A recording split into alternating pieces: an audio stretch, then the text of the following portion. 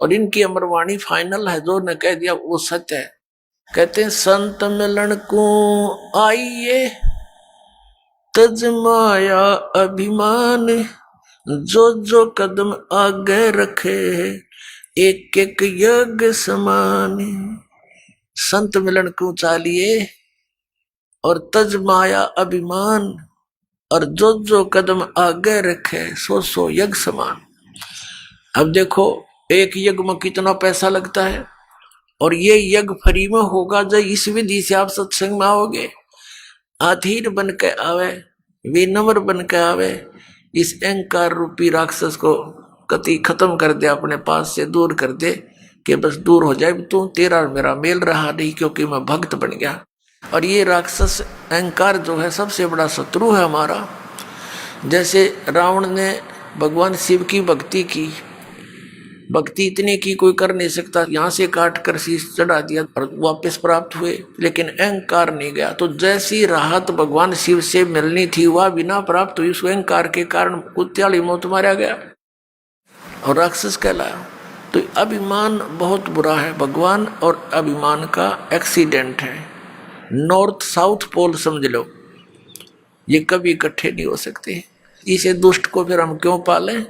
और क्या अभिमान इस जीव का 1 मिनट में फूक निकल जाएगा, 2 मिनट में फूक आवेंगे, गधे लौटेंगे इस राख पर, जिसका अभिमान ठाई फिरे, अदरंग मार जा, मुंह से माखी बढ़े और लकड़े, के अभिमान इसका। तो इससे जो काम बनाना है वो बनाओ। और जैसे भी आप सत्संग में आते हो, जैसी जिससे कुछ हो सकता है सेवा की चेष्टा करने की, कोई बर्तन साफ कर ले, कि भोजन भंडारे में मदद करवावे, कि तब मैट बिछवावे। तो इस तरह की जो सेवा होती है, और बूढ़े बुजुर्ग बीमार यहाँ ज्यादा आते हैं, उनको प्यार दे, सहयोग दे, उनकी मदद करे, तो इस तरह से आपके पुण्य बढ़ेंगे, आत्मा में एक नम्रता आवेगी। तो कबीर परमेश्वर जी के पास, मुनिंदर जी के पास विशेषकर दुखी दुखी ही आते थे, सुखी तो उनके पास जाते थे, उन नकलियां ऋषियों द्वारा। और क्योंकि वो तो महिमा के भूखे, अच्छा आदर दें, सेठ आ जाओ उसने न्यारी कुर्सी देंगे, हो रहा जाओ उसको अलग से कमरा देंगे, और फिर वो 10,000 रुपये दे दें, उसके गीत गाए जाएंगे। इसलिए वो वहां इसलिए जाते हैं सेठ, क्योंकि उनका मान होता है। और परमात्मा के दरबार में आते थे, उनको एक मैट पर बैठने के लिए आदेश था, चाहे कोई भी आवे। तो संत वही होते हैं। और वहां कोई आदर सत्कार नहीं था किसी का, और अनादर भी नहीं था किसी का, क्योंकि वहां विद्यार्थी टाइप में भगत होते हैं। आध्यात्मिक गुरु जो होता है वो आध्यात्मिक टीचर होता है। तो इस प्रकार अपने आत्मा जो ये कहते हैं कि भी प्रारब्ध के कर्म में लिखा हुआ, भाग में लिखा हुआ दुख ये तो भोगना पड़ेगा, पाप कर्म का दंड है। और फिर वो कहते हैं भगवान का मंत्र ले ले, जाप करा करिए, भक्ति करे, आगे सुखी हो जाएगा। अब किसी के पैर में कांटा लगा हो और गहरा लग कर टूट गया हो, उसको स्वयं मालूम नहीं है पीड़ा किस वजह से हो रही है, या उसको पता भी है कि मेरा कांटा लग गया, तो वो किसी के पास जाता है और वो ये कहता है कि तेरे पीड़ा का कारण तेरे पैर में लगा कांटा है, और कांटा तो निकल नहीं सकता, ये तो ऐसे ही रहेगा। जूता पहन ले, और जूता पहन ले, आगे भविष्य में कांटा नहीं लगेगा। तो पुण्यात्मा कांटा लगे पैर में, जूता पहना नहीं जा सकता, वो तो कांटा निकले, और फिर उसको सलाह दे जूता पहन के रखना, नहीं तो फिर लग जाएगा।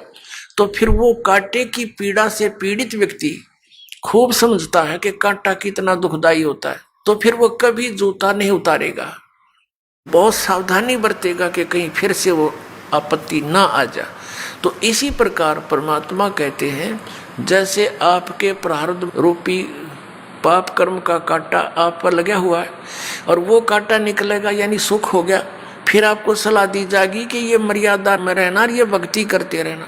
तो वो प्राणी फिर कभी मर्यादा नहीं तोड़ सकता और भक्ति नहीं छोड़ सकता, इस भय से कि कहीं फिर से ना वो बिजली गिर जाए, फिर से वो आपत्ति ना संकट आ जाए, कितना बुरा हाल हो गया था हमारा।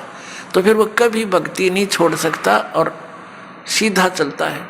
तो इसी प्रकार परमात्मा उनको सलाह देते थे उपस्थित भक्तों को।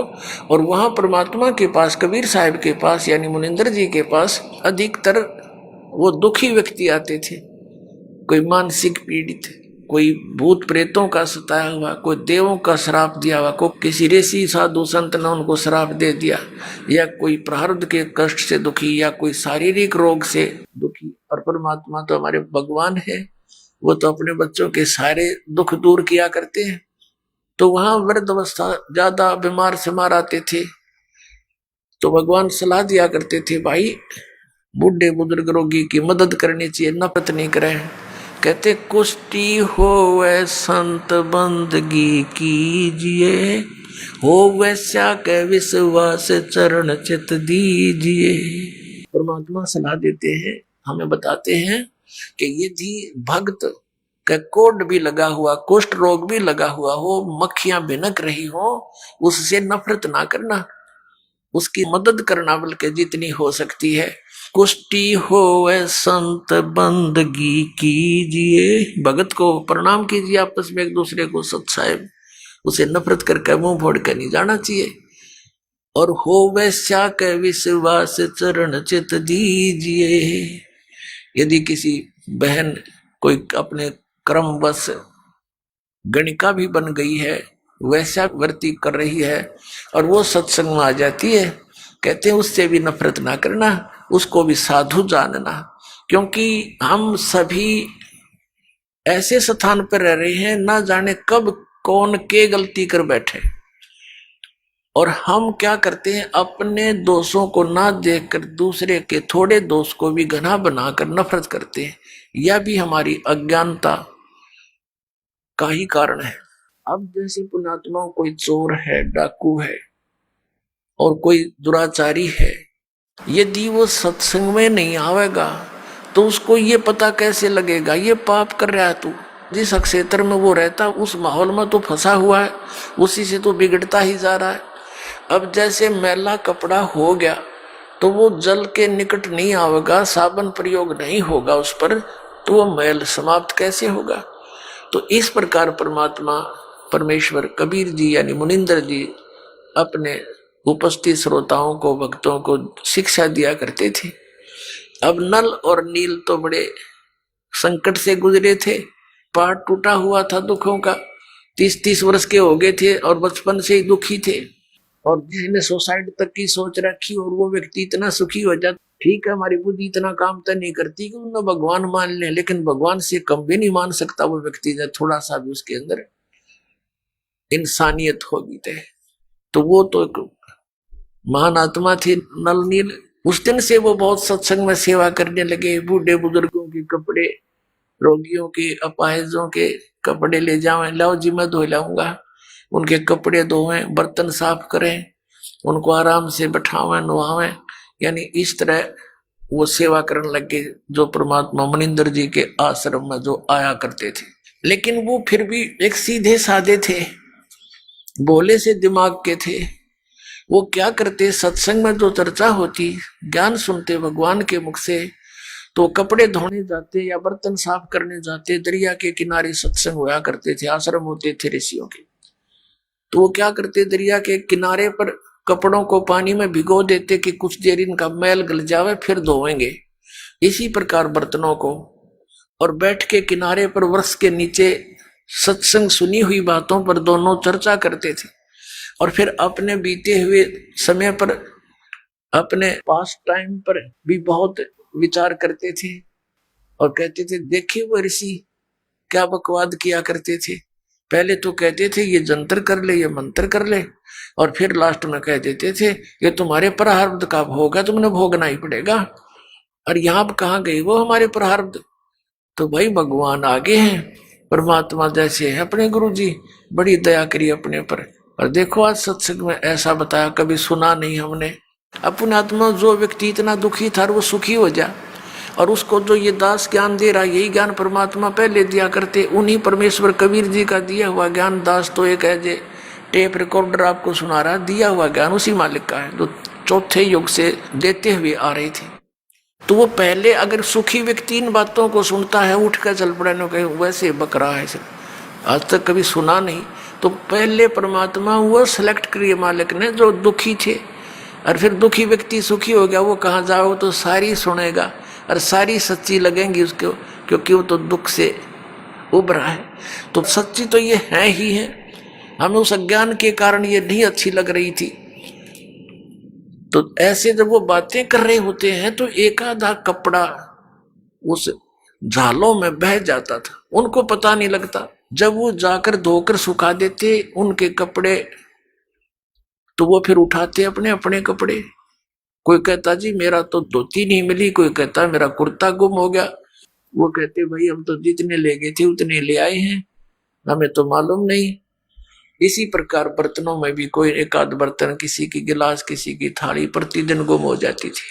और फिर उन्होंने उनसे प्रार्थना की, भाई देखो मुश्किल से तो हम एक गिलास लाए थे, इतनी दूर से कैसे लाएंगे, भाई इससे अच्छा तो तुम ऐसा करो, हमारी सेवा मत करो, हम खुद कर लेंगे, हमें तो बहुत अभाव हो गया इन वस्तुओं का, अब कहाँ से लाए जा करके। तो वो कहने लगे भाई आगे ध्यान रखेंगे, हम बहुत ध्यान रखेंगे। तो अन्य जो और सेवादार होते थे वो बताते थे कि ये भोले भाले व्यक्ति हैं, उन कपड़ों को बर्तनों को भिगोकर पानी में बैठ जाते, एक तरफ भगवान की चर्चा करते रहते हैं, इनको पता ही नहीं लगता वो पानी में बह जाते हैं। कहने का भाव ये शिकायत गुरु जी के पास पहुंच गई, मुनिंदर जी के पास। अब उनको चिंता होगी कि महाराज जी के पास बात गई और अब ये हमारी सेवा छीन लेंगे। अब सेवा छीननी गई तो भगवान रुष्ट हुए हमारे से, गुरुजी रुष्ट हो गए तो हम पर तापत्तियां फिर आ जाएंगी। वो इस भय से करबद्ध होकर के वहां गए, गुरुजी ने बुलाए। परमात्मा ने कहा बेटा ये बहुत परेशान हो गए हैं, आपकी नीयत अच्छी है सेवा करने की, लेकिन इनको प्रॉब्लम घनी हो जाती है, तुम सेवा रहने दो बेटा, कोई और सेवा कर लो। वो चरणों में गिर गए, बुरी तरह रोने लग गए, हे परमात्मा हमारी सेवा ना छीनो, हे भगवान आगे हम बहुत ध्यान रखेंगे। तो भक्त कहते जी इनने कई बार कह ली ये बात, तो ये फिर जाते भूल जाते, इनके बस की बात नहीं। अब परमात्मा ने देखा कि इनकी श्रद्धा टूट है, इनका दिल टूट जाएगा, ये महा दुखी हो जाएंगे। तो परमात्मा कबीर मुनिंदर जी ने, परमेश्वर जी ने आशीर्वाद दे दिया, बेटा आज से तुम्हारे हाथों से कोई वस्तु जल में डूबे नहीं की, जहां रखोगे वही रहेगी, इधर टस समस्या नहीं होगी, तुम नहीं छेड़ोगे इतना। अब इस वर्क को पाकर वो बड़े खुशी हुए, जाकर देखा वो कपड़े भिगो दिए, जहां रखे थे वही रहे। थाली बेले काशी के होते थे वो रख दिए, काशी तो वैसे डूब जाती है, काशी भर के पानी तो बेला, और उस पर दरिया पर रख देते थे, जो का तो रहता था। फिर एक आध कहने लगा पत्थर तो उठा कर रख के देख लो, वो एक आधी कंकर पत्थर उठा कर रखे, वो जहां रख दिया उस जल के ऊपर एज इट इज स्थिर रहने लगे। तो ये उन भक्तों की तो प्रॉब्लम हल होगी जिनके बर्तन और कपड़े गुम होया करते। तो इस प्रकार नल और नील को ये आशीर्वाद परमेश्वर मुनिंदर जी द्वारा दिया गया था। अब परमात्मा कहते हैं गोता मारू स्वर्ग में जा बैठू पाताले, कह कबीर ढूंढता फिरूं अपने हीरे मोती लाल।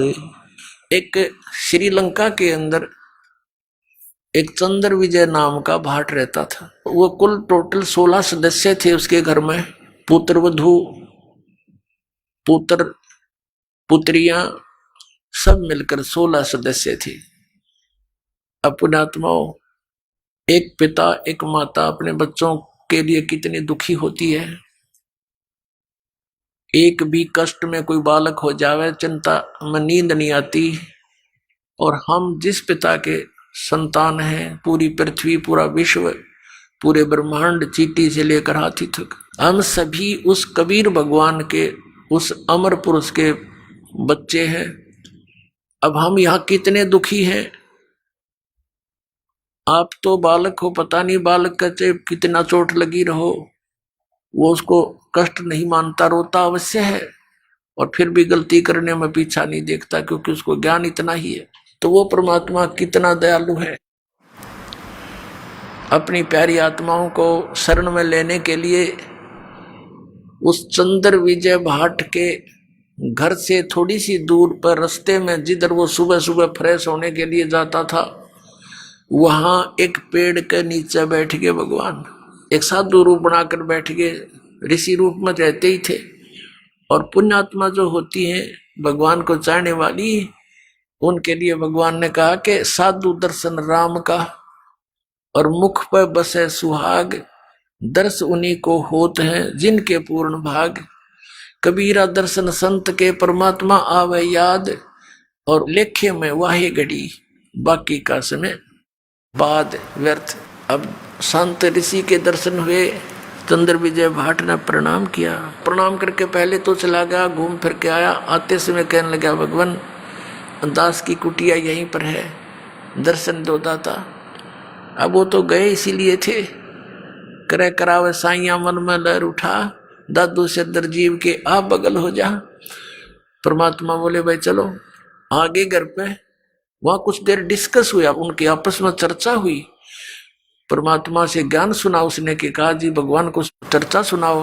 तो परमात्मा ने सारी कथा कहानी का सृष्टि रचना सुनाई, काफी ज्ञान दिया।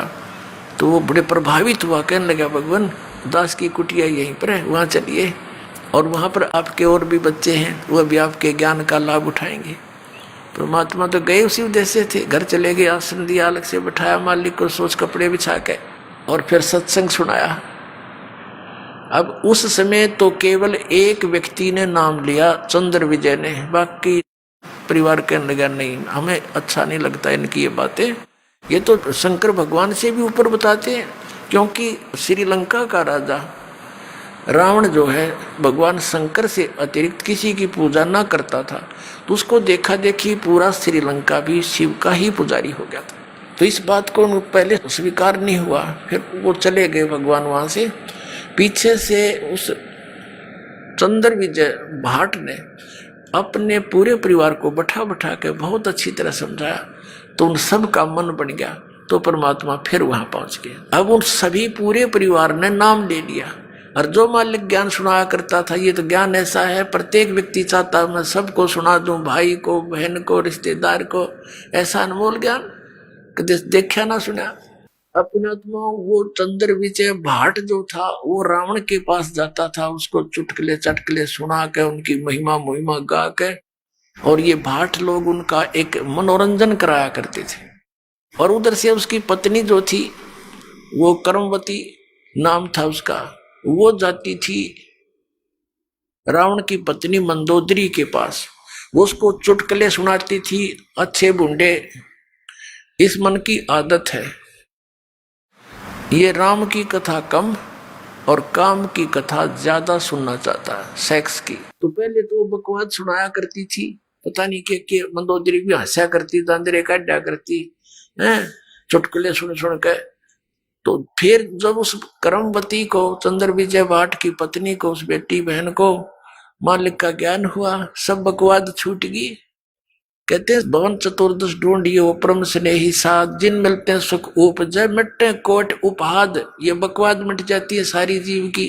तो वहां अब वो कर्मवती पहले तो बकवाद सुनाया करती, फिर मंदोदरी ने जब टाइम होता उसको बैठा लेती कि महारानी हमारे घर पे महाराज आते हैं, हमारे गुरुजी, उन्हें बहुत अच्छा ज्ञान सुनाया, आपकी आज्ञा हो तो सुनाऊं कथा। अब सुनाओ। मंदोदरी भगवान को चाहने वाली थी, तो वो मंदोदरी को जो कथाएं सुनाई परमात्मा से सुने हुए ज्ञान की, मंदोदरी कहने लगी कि कर्मवती तू तो बड़ी मुंह फाड़ थी, तेरी इस पात्र में नरा गोबर भरा था, गंध उगला करती थी, ये अमृत किसने डाल दिया? तू ऐसी ऐसी बातें कहां से सुने आई, तू मैंने कभी देखी ना सुनी। तो उसने बताया कि हमारे गुरुजी आते हैं, उन्होंने हमें ये ज्ञान दिया मंदोदरी। तो मंदोदरी बहुत प्रभावित हुई कि इसे संत के, ऋषि के दर्शन करने चाहिए। उसने कहा मंदोदरी इब कह तेरे गुरुजी आओ ना, तो मेरे पास बुला के लाइए। अब परमात्मा फिर गए, तो उस चंद्र विजय की पत्नी ने कहा प्रभु हमारी रानी आपको याद करती है, मैंने आपकी द्वारा सुना हुआ ज्ञान उनको सुनाया, बड़ी प्रभावित हुई। और उन्होंने कहा कि अपने गुरुजी को यहाँ बुला के लाना। परमात्मा ने कहा बेटा हम किसी राजा के घर नहीं जाते, उनको गरज पड़े तो यहाँ आ जाएगी। साधु संत नहीं जाया करते ऐसे व्यक्ति के घर जब तक वो हमारे विचारों से परिचित नहीं होते। अब वो कर्मवती फंस गई धर्म संकट में कि यदि मेरे गुरुजी नहीं गए तो वह हमने सजा दिवा दे मनमाना मंदोदरी, परमात्मा अंतर्यामी जानेंगे। अब बेटी तो बहुत दुखी होगी। उसने कहा बेटा ऐसे कहना उसको कि देखो ऋषि महर्षियों को संतों को बाई ऑर्डर नहीं बुलाया करते। अब बाई ऑर्डर बुलाने से वो आ भी गए रजा नहीं बख्शेंगे तो लाभ क्या होगा। तो साधु संतों के पास जाने से बहुत लाभ होता है, स्वयं जाना चाहिए। तो मंदोदरी को जाकर के उसने कहा रानी मैंने अर्ज करी थी गुरुदेव से, उन्होंने मना कर दिया आपके यहाँ आने से और कहा कि देखो साधु संतों को आदेश से नहीं बुलाना चाहिए, उनके चरणों में जाना चाहिए, लाभ उठाना है। और यदि बाई ऑर्डर बुला भी लिया तो लाभ नहीं देंगे। मंदोदरी कहने लगी बहन ठीक है मैं चलती हूँ, अब के तेरे गुरु जी आओ तो मुझे मिलाना। परमात्मा फिर गए, ये तो भटक रहे हैं कि एक आत्मा को अपनी शरण में लेने के लिए, सुखी करने के लिए। यहाँ भी सुखी करेंगे आपको और यहाँ से चलोगे जब देखना सतलोक में ले जाएंगे, वहां तो कहना है क्या कितना सुख देंगे।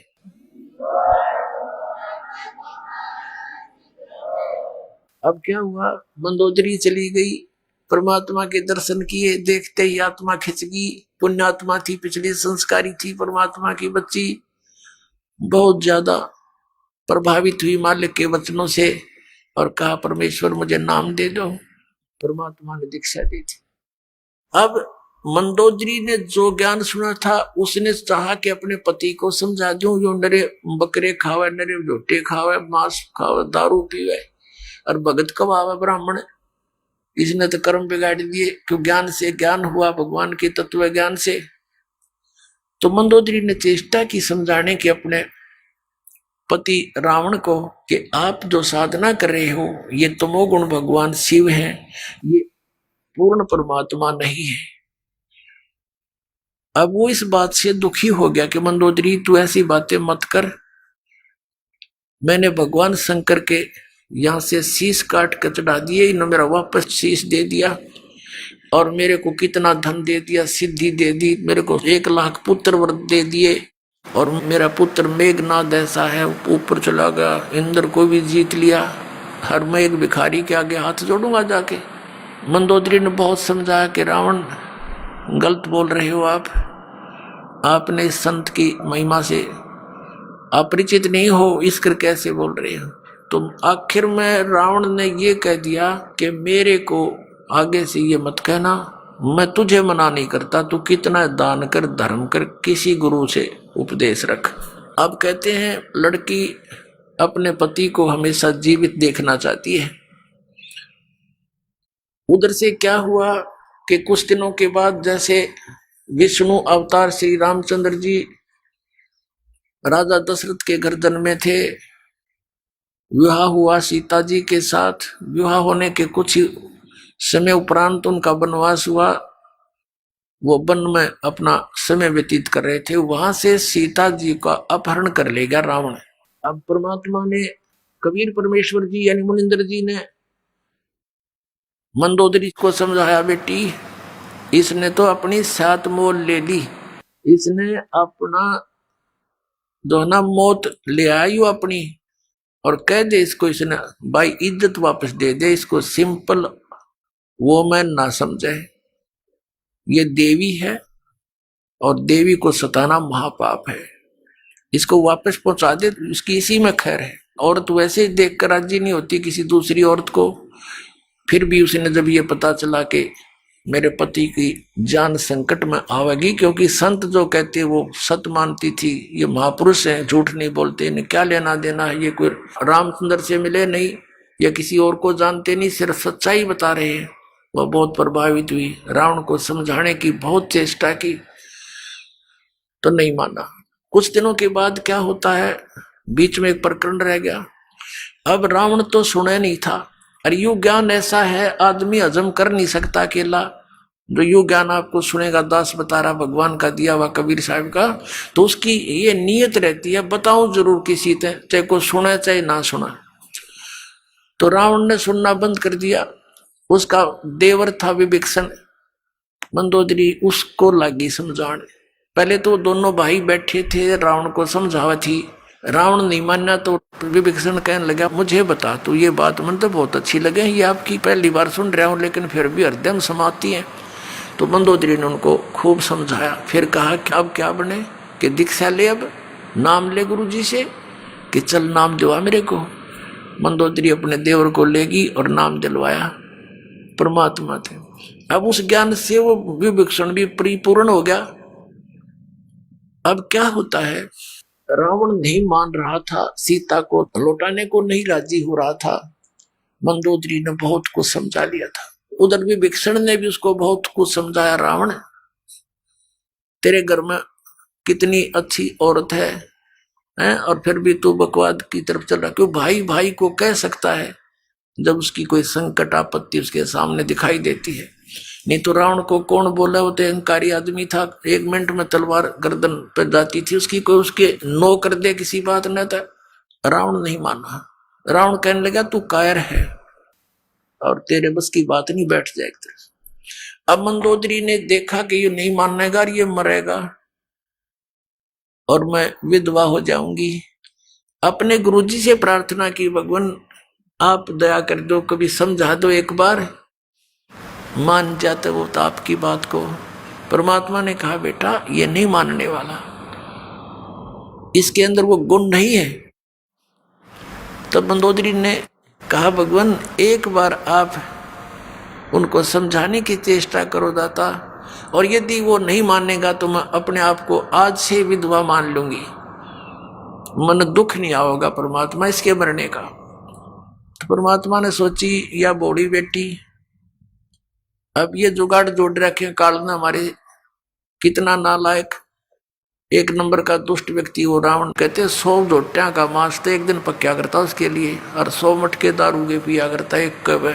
अपने आत्मा में ये बात हमारे दच्चे नहीं, क्योंकि 100 जोटियां का मांस एक आदमी के ऊपर खावे, क्योंकि हम उनके शरीरों से परिचित नहीं, उनकी हाइट से परिचित नहीं, उनके आहार से परिचित नहीं।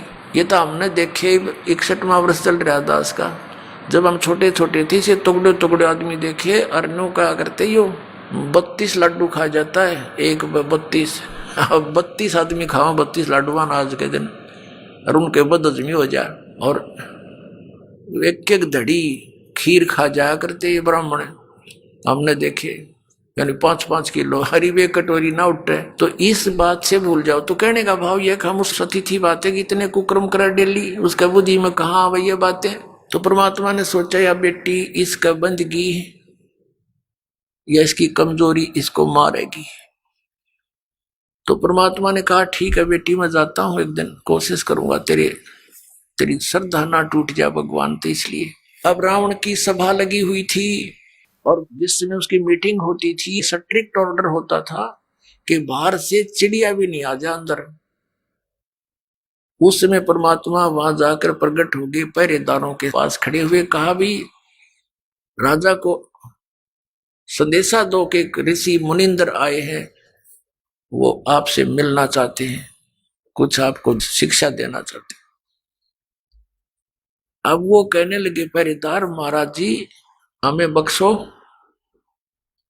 इधर आज कोई जा नहीं सकता, अंदर का आदेश बाहर जा सकता है, बाहर का आदेश भी हम अंदर देने नहीं जा सकते, हमारा राजा बहुत खतरनाक है, गर्दन काट देगा। परमात्मा वहां से अंतर ध्यान हुए, जहां रावण बैठा था ऊंची स्टेज पे, और नीचे उनके बैठे थे सपसलार कुर्सियों पे, उसके थोड़ी सी दूरी पर अंदर जाता हुआ देखा। ऋषि देखकर वो एकदम चकित हुआ कि ये व्यक्ति अंदर कैसे आ गया, हमारी गुप्त मीटिंग चल रही थी। तो उसने आव देखा ना ताव देखा, वो तलवार निकाली कि तू अंदर कैसे आ गया। अब उसने क्रोध में न 70 वार किए थे तलवार के परमात्मा को काटने के लिए। और कबीर परमेश्वर अर्थात मुनिंदर जी के हाथ में एक सीख थी झाड़ू की, ये झाड़ू होता उसकी सीख एक ले रखी थी दाता ने, और जब वो तलवार मारे तो वह सीख अड़ा दे थे। वो सीख के ऐसे लगे थी वह तलवार उसकी, जैसे लोहे के खंभे के लग गया, कट्टा कट हुआ।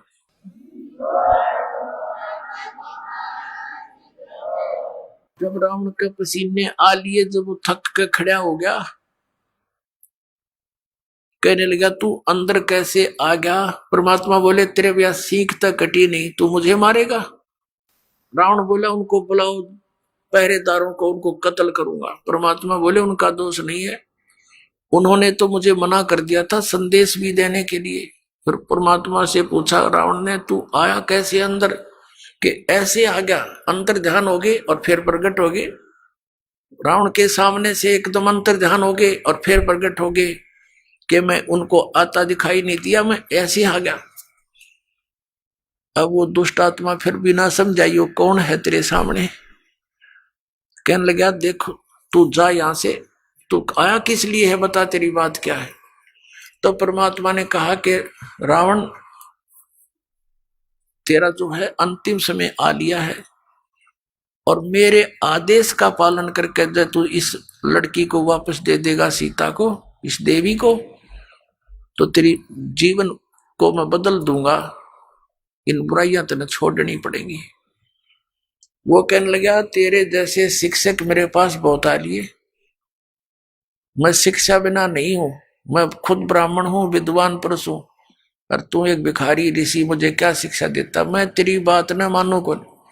अब रावण की तो वो स्थिति हो चुकी थी, कबीर ये माया अटपटी, सब गट आण अड़ी, किस किस न समझाऊं या कुएं भांग पड़ी।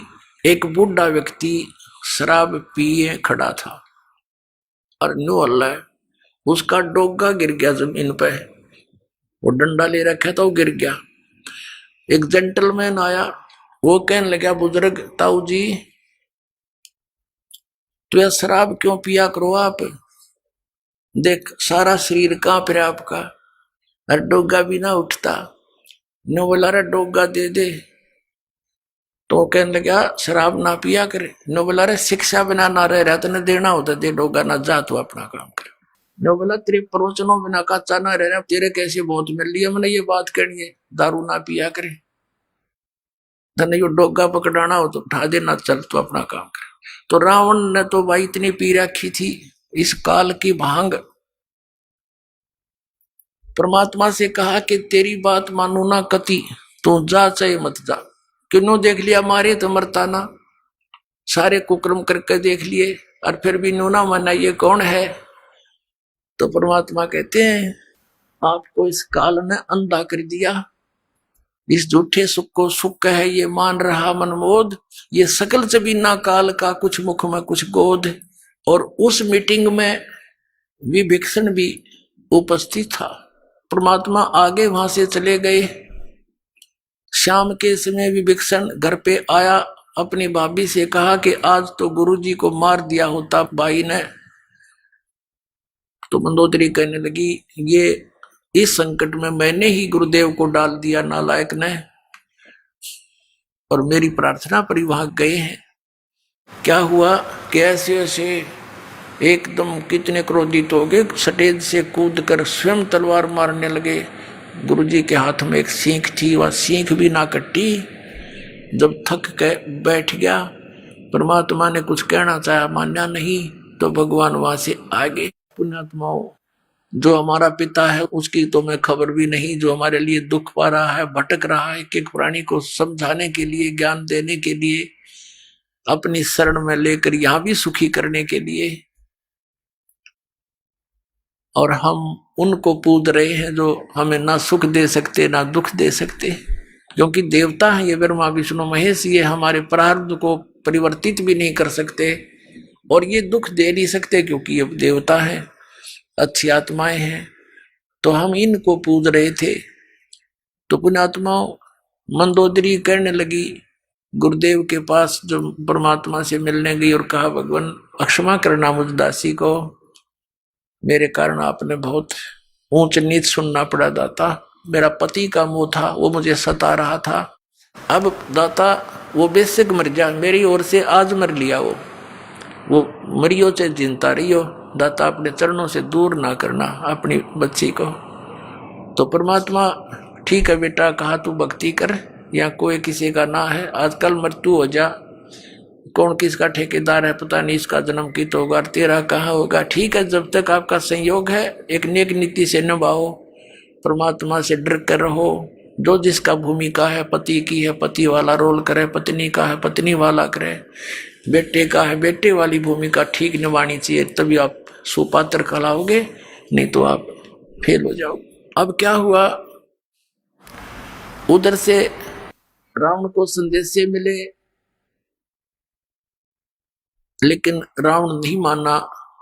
श्री रामचंद्र जी के संदेश वाहक दूत वहां गए, श्री अंगद जी, श्री हनुमान जी आदि आदि, लेकिन वो नहीं माना। कहने का भाव ये है कि युद्ध की तैयारी होगी। अब युद्ध करने के लिए समुद्र से सेना पार करनी समस्या आएगी। अब समुद्र के ऊपर का जावें कैसे, तो कहते हैं उनके इतिहास में लिखा है जीवनी में कि 3 दिन तक श्री रामचंद्र जी ने घुटनों जल में खड़ा होकर समुद्र के अंदर और प्रार्थना की थी कि हे जल्दी, हे समुद्र राज, मुझे रास्ता दे दे, मैं बहुत आपत्ति में हूं, मेरी पत्नी को ऐसे ऐसे रावण ने उठा लिया है, सेना पार करनी है, उस राक्षस को मारना है और उस देवी को छुड़वाना है। लेकिन समुद्र नहीं माना। अंत में कहते श्री रामचंद्र जी ने लक्ष्मण से कहा कि मेरा अग्नि बांध दे, लातों के भूत बातों से नहीं मानते।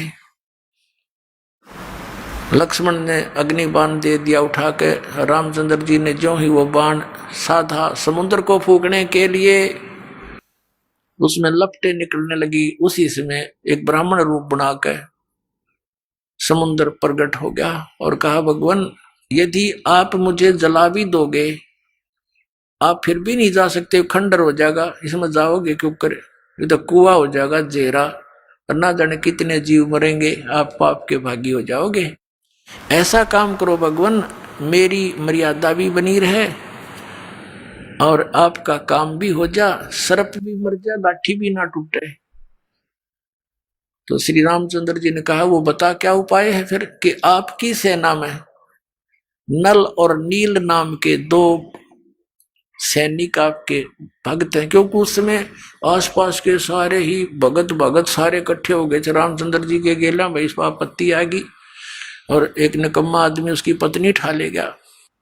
उधर से शिवलोक से भी काफी गण आए थे, भगवान शिव ने भेजे थे, तो हम बहुत इकट्ठे हो गए थे। तो नल और नील को बुलाया गया। नल और नील से श्री रामचंद्र जी ने कहा कि भाई एक पर आपकी परीक्षा दो तुम। समुद्र ने यह बताया कि इनके गुरुजी के द्वारा दिया हुआ आशीर्वाद है इनका, और उनके आशीर्वाद से मेरे ऊपर ये कोई भी वस्तु रखते हैं वो डूबती नहीं, वहां से टस से मसनी होगी वहीं रहेगी, तो मेरे ऊपर वजन नहीं बनेगा इसका। अब भगवान श्री रामचंद्र जी ने कहा भी एक बार ट्राई दिखाओ तुम। अब देखो हम ऐसे मार खाते हैं, पहले तो नल और नील 100 शुक्र मनाया करते अपने मुनिंद्र भगवान के, और उस दिन वो आंडी पाक गए।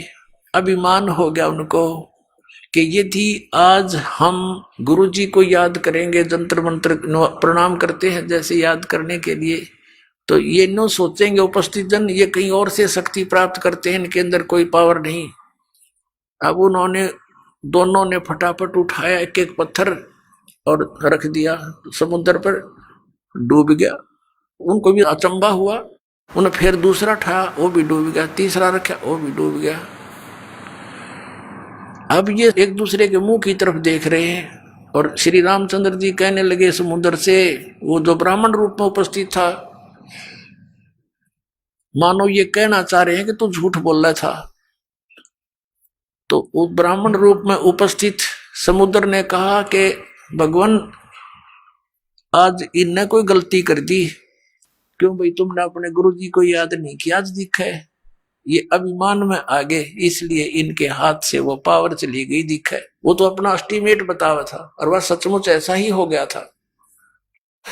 अब उन दोनों ने फिर अक्षमा याचना की, गुरुजी को याद किया, हे दाता दया करो, हमसे गलती होगी, माफ करो, हम तो पापी आत्मा हैं। वो डर गए न्यू अकदे फिर वो आपत्ति फिर ना आ जा तुम्हारे पे, और तुमने कर दी गलती आज ज्यादा, अब मान बढ़ाई की भूख में। तो पुण्यात्माओं, परमात्मा हमें आगाह करते हैं कि यदि तुम ऐसे मर्यादा तोड़ दोगे, भक्ति आपकी नष्ट हो जाएगी। जैसे माता गर्भ को रखे यतन बनाए और ठेस लगे तो छन होए, ऐसे भक्ति जावे। जैसे किसी बहन को, माता को बहुत वर्षों के बाद कोई गर्भ रहा हो, फिर वो कितनी चिंतित होती है उस बालक को परिपूर्ण करने के लिए, कहीं ऊंचे नीचे में पैर न रखा जा, चलते समय भी बहुत सावधानी बरतती है, और रात के समय करवट बदलते समय भी वो बहुत चिंतित रहती है, कहीं मेरे बालक पर जोर ना आ गया, एकदम उदड़क के पड़ती है और देखती है दर्द पीड़ा तो नहीं होगी मुझे। तो कहते हैं जैसे माता गर्भ को रखे यतन बना और ठेस लगे तो क्षीण होए, तेरी ऐसे भक्ति नसावे। तो उनकी भक्ति नसगी खत्म हो, रोए पीटे याद किया भगवान को, वो तो मालिक ने करना ही था, क्योंकि श्री रामचंद्र विष्णु अवतार और श्री कृष्ण भी विष्णु अवतार, और विष्णु कौन, ये भी भगवान का बच्चा, आप जैसी आत्मा, पुनकर्मी प्राणी, पोस्ट ये मिल गई इसको। जैसे आप किसी का भाई मंत्री बन जाता है तो भाई ही उसका, वैसे को कितनी पोस्ट पे बैठा है, तो ऐसे ही उस परमात्मा के ही बच्चे हैं। तो उनके दुख का निवारण भी वही परमात्मा कर सकता है और कोई नहीं कर सकता।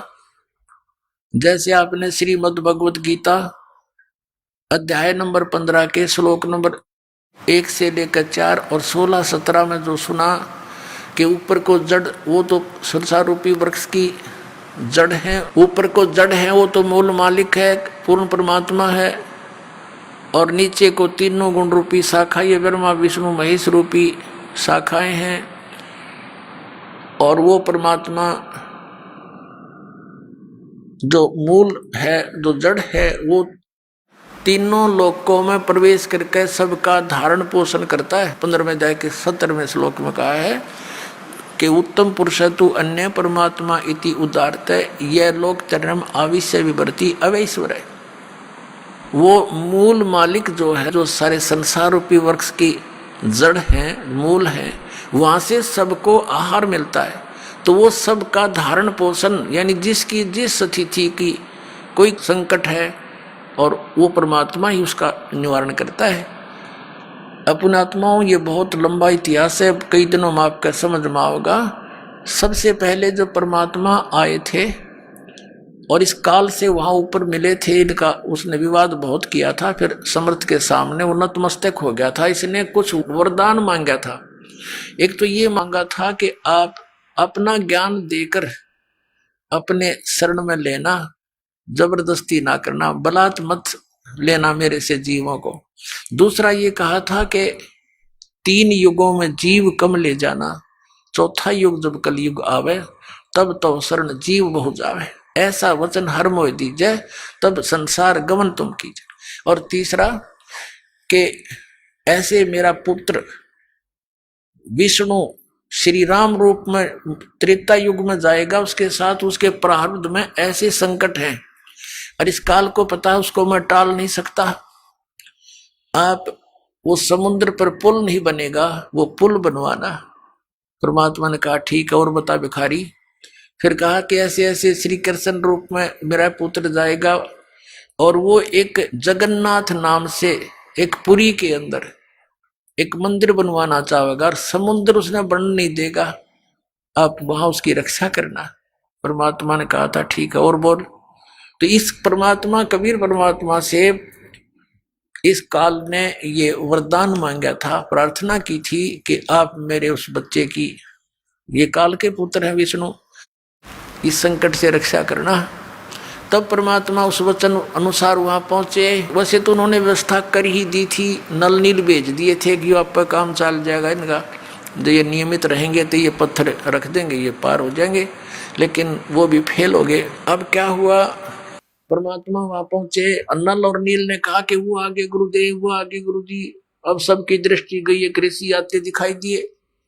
निकट आए जब श्री राम और लक्ष्मण ने उनके चरण लिए, हनुमान सब ने चरण लिए, तब परमात्मा से प्रार्थना की कि हे भगवान, कि हम बहुत संकट में हैं, मैं राजा दशरथ का पुत्र हूं, ऐसे ऐसे रावण ने मेरी पत्नी उठा दी है और समुद्र के ऊपर से हमने सेना ले जानी पड़ेगी। ऋषि जी, जब आप अपने शिष्यों को इतनी पावर दे सकते हो, आप तो समर्थ हो, हम पर दया करो।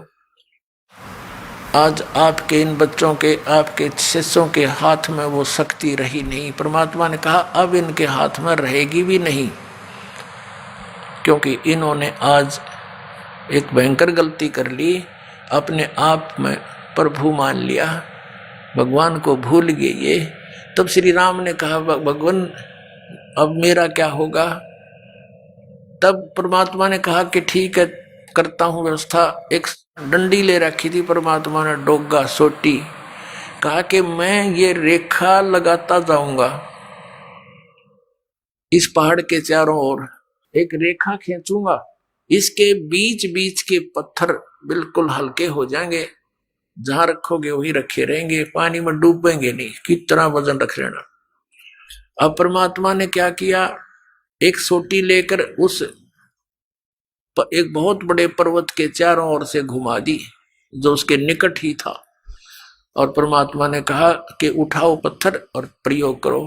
अब नल और नील ये शिल्पकार भी थे, राज थे, मिस्त्री भी थे, ये उन पत्थरों को छोल छाल कर और फिर सेट करना भी जानते थे। अब क्या हुआ, वो पत्थर उठा के लाए, देखा रख के, इतना भारा पत्थर ऊट पटांग सा ओ रख दिया, वो भी ना डूबया, ऐसे तरह ऊपरे रखा हुआ नौकर। तो सबको विश्वास हो गया कि बन गई बात। अपना आत्मा हमारे ये अध्यात्म मार्ग में आप कति जीरो हो चुके हो, और दास भी उसी स्थिति में था। अब दास को सतगुरु मिल गए, कहते पीछे लगा जाऊं था मैं लोक वेद के साथ, रास्ते में सतगुरु मिल गए, दीपक दे दिया हाथ। अब ये इतना बड़ा अध्यात्म मार्ग है कि जैसे हम सत साहेब बोलते हैं और पहले राम राम बोलते थे, इसका कारण क्या था, ये मंत्र जाप करने का नहीं था, ये केवल याद दिलाने का होता है कि भाई इस संसार में भगवान बिना कुछ नहीं, और जो गुरुजी ने मंत्र दे रखा है उसकी भूल ना पड़े। जैसे आप देखा करते, अब तो यह बात बिगड़ती जा रही है, नास्तिक होने जा रहा है पूरा मानव समाज, काल का दाव लग गया था। तो पहले हम देखते थे, जैसे सुबह या कभी घूमने फ्रेश होने जाते थे, आने जाने वाले मिलते थे, एक दूसरे को राम राम, राम राम चाचा, वो 3-4 बार बोला करता, राम राम भाई, राम राम, राम हाँ राम राम। अब ये तो एक औपचारिकता बन गई थी। आइए अब हम उन श्रद्धालुओं के, तो इस तरह से आपके पुण्य बढ़ेंगे, आत्मा में एक नम्रता आवेगी। तो कबीर परमेश्वर जी के पास, मुनिंदर जी के पास विशेषकर दुखी दुखी ही आते थे, सुखी था उनके पास जाते थे, उन नकलियां ऋषियों द्वारा, और क्योंकि वो तो महिमा के भूखे, अच्छा आदर दें, सेठ आ जाओ उसने न्यारी कुर्सी देंगे, हो रहा जाओ उसको अलग से कमरा देंगे, और फिर वो 10,000 रुपये दे दें, उसके गीत गाए जाएंगे। इसलिए वो वहां इसलिए जाते हैं सेठ, क्योंकि उनका मान होता है। और परमात्मा के दरबार में आते थे, उनको एक मैट पर बैठने के लिए आदेश था, चाहे कोई भी आवे, तो संत वही होते हैं। और वहां कोई आदर सत्कार नहीं था किसी का, और अनादर भी नहीं था किसी का, क्योंकि वहां विद्यार्थी टाइप में भगत होते हैं, आध्यात्मिक गुरु जो होता है वो आध्यात्मिक टीचर होता है। तो इस प्रकार अपने आत्मा जो ये कहते हैं कि भी प्रारब्ध के कर्म में लिखा हुआ, भाग में लिखा हुआ दुख ये तो भोगना पड़ेगा, पाप कर्म का दंड है। और फिर वो कहते हैं भगवान का मंत्र ले ले, जाप करा करिए, भक्ति करे, आगे सुखी हो जाएगा। अब किसी के पैर में कांटा लगा हो और गहरा लग कर टूट गया हो, उसको स्वयं मालूम नहीं ये पीड़ा किस वजह से हो रही है, या उसको पता भी है कि मेरा कांटा लग गया, तो वो किसी के पास जाता है और वो ये कहता है कि तेरे पीड़ा का कारण तेरे पैर में लगा कांटा है, और कांटा तो निकल नहीं सकता, ये तो ऐसे ही रहेगा, जूता पहन ले और जूता पहन ले, आगे भविष्य में कांटा नहीं लगेगा। तो पुण्यात्मा, कांटा लगे पैर में जूता पहना नहीं जा सकता, वो तो कांटा निकले और फिर उसको सलाह दे जूता पहन के रखना, नहीं तो फिर लग जाएगा। तो फिर वो कांटे की पीड़ा से पीड़ित व्यक्ति खूब समझता है कि कांटा कितना दुखदाई होता है, तो फिर वो कभी जूता नहीं उतारेगा, बहुत सावधानी बरतेगा कि कहीं फिर से वो आपत्ति ना आ जाए। तो इसी प्रकार परमात्मा कहते हैं, जैसे आपके प्रारब्ध रूपी पाप कर्म का कांटा आप पर लगा हुआ है और वो कांटा निकलेगा यानी सुख हो गया, फिर आपको सलाह दी जाएगी कि ये मर्यादा में रहना और ये भक्ति करते रहना, तो वो प्राणी फिर कभी मर्यादा नहीं तोड़ सकता और भक्ति नहीं छोड़ सकता। इस भय से कि कहीं फिर से ना वो बिजली गिर जाए, फिर से वो आपत्ति ना संकट आ जाए, कितना बुरा हाल हो गया था हमारा, तो फिर वो कभी भक्ति नहीं छोड़ सकता और सीधा चलता है। तो इसी प्रकार परमात्मा उनको सलाह देते थे उपस्थित भक्तों को, और वहाँ परमात्मा के पास, कबीर साहब के पास यानी मुनिंदर जी के पास अधिकतर वो दुखी व्यक्ति आते थे, कोई मानसिक पीड़ित, कोई भूत प्रेतों का सताया हुआ, कोई देवों का श्राप दिया हुआ, कोई किसी ऋषि साधु संत ने उनको श्राप दे दिया, या कोई प्रारब्ध के कष्ट से दुखी, या कोई शारीरिक रोग से दुखी। और परमात्मा तो हमारे भगवान है, वो तो अपने बच्चों के सारे दुख दूर किया करते हैं। तो वहां वृद्ध अवस्था ज्यादा बीमार सिमार आते थे, तो भगवान सलाह दिया करते थे, भाई बूढ़े बुजुर्ग रोगी की मदद करनी चाहिए, नफरत नहीं करें। कहते कुष्टी होवे संत बंदगी कीजिए, हो वैसा के विश्वास चरण चित दीजिए। परमात्मा सलाह देते हैं, हमें बताते हैं कि यदि भक्त का कोढ़ भी लगा हुआ, कुष्ठ रोग भी लगा हुआ हो, मक्खियां भिनक रही हो, उससे नफरत ना करना, उसकी मदद करना बल्कि जितनी हो सकती है। कुष्टी होवे संत बंदगी कीजिए, भगत को प्रणाम कीजिए, आपस में एक दूसरे को सत साहेब, उसे नफरत करके मुंह फोड़ कर नहीं जाना चाहिए। और होवे श्या के विश्वास चरण चित दीजिए, यदि किसी बहन कोई अपने क्रमवश गणिका भी बन गई है, वैसा वर्ती कर रही है और वो सत्संग में आ जाती है, कहते हैं उससे भी नफरत ना करना, उसको भी साधु जानना, क्योंकि हम सभी ऐसे स्थान पर रह रहे हैं, ना जाने कब कौन के गलती कर बैठे, और हम क्या करते हैं, अपने दोषों को ना देखकर दूसरे के थोड़े दोष को भी घना बनाकर नफरत करते हैं। यह भी हमारी अज्ञानता का ही कारण है। अब जैसे पुण्यात्माओं, कोई चोर है, डाकू है और कोई दुराचारी है, यदि वो सत्संग में नहीं आवेगा तो उसको ये पता कैसे लगेगा ये पाप कर रहा है तू। जिस क्षेत्र में वो रहता उस माहौल में तो फंसा हुआ है, उसी से तो बिगड़ता ही जा रहा है। अब जैसे मैला कपड़ा हो गया तो वो जल के निकट नहीं आवेगा, साबुन प्रयोग नहीं होगा उस पर, तो वो मैल समाप्त कैसे होगा। तो इस प्रकार परमात्मा परमेश्वर कबीर जी यानी मुनिंदर जी अपने उपस्थित श्रोताओं को, भक्तों को शिक्षा दिया करते थे। अब नल और नील तो बड़े संकट से गुजरे थे, पार टूटा हुआ था दुखों का, 30-30 वर्ष के हो गए थे और बचपन से ही दुखी थे, और जिसने सुसाइड तक की सोच रखी और वो व्यक्ति इतना सुखी हो जाता। ठीक है, हमारी बुद्धि इतना काम तो नहीं करती कि उन्हें भगवान मान ले, लेकिन भगवान से कम भी नहीं मान सकता वो व्यक्ति जब थोड़ा सा भी उसके अंदर इंसानियत होगी। तो वो तो एक महान आत्मा थी नल नील। उस दिन से वो बहुत सत्संग में सेवा करने लगे, बूढ़े बुजुर्गों के कपड़े, रोगियों के, अपाहिजों के कपड़े ले जावें, लाओ जी मैं धो लाऊंगा, उनके कपड़े धोवें, बर्तन साफ करें, उनको आराम से बैठावें, नुहावें, यानी इस तरह वो सेवा करने लगे जो परमात्मा मुनिंदर जी के आश्रम में जो आया करते थे। लेकिन वो फिर भी एक सीधे साधे थे, भोले से दिमाग के थे। वो क्या करते, सत्संग में जो चर्चा होती, ज्ञान सुनते भगवान के मुख से, तो कपड़े धोने जाते या बर्तन साफ करने जाते, दरिया के किनारे सत्संग हुआ करते थे, आश्रम होते थे ऋषियों के।